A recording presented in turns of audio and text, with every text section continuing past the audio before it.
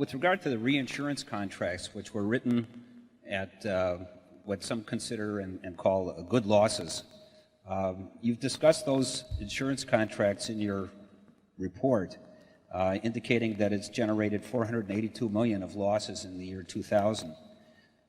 Do we need an annual schedule disclosing the aggregate amortized charges of all current and past such deals to make our adjustments to reflect economic reality? Well, there are two unusual type deals, and you referred to one type, what I call the pain today, gain tomorrow, or good losses type deals. And under the deals you are describing, we record a usually quite significant loss in the current year, and then we have the use of float for many years to come, and there are no subsequent charges against that. So in respect to those contracts, the important thing is that we tell you, and we should tell you, really every quarter if they're significant, and certainly yearly, any significant items that fall in that category.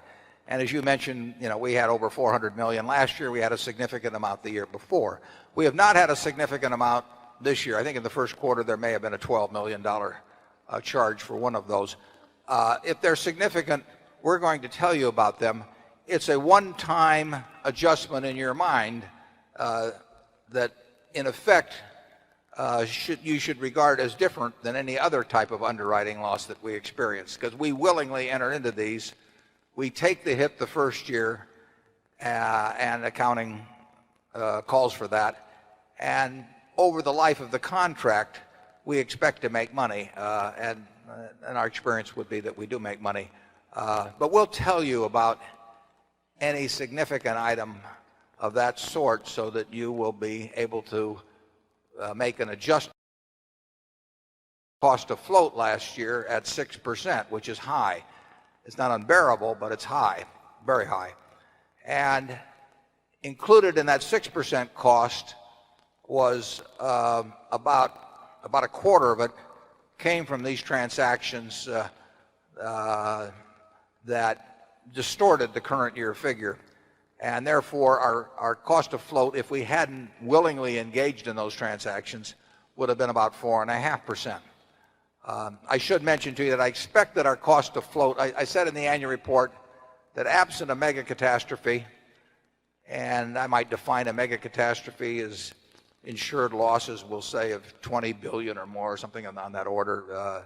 Absent a mega catastrophe, we expected our cost of float to come down this year, and I said perhaps substantially. In the first quarter, our cost of float will probably run just a touch under 3% and on an annualized basis.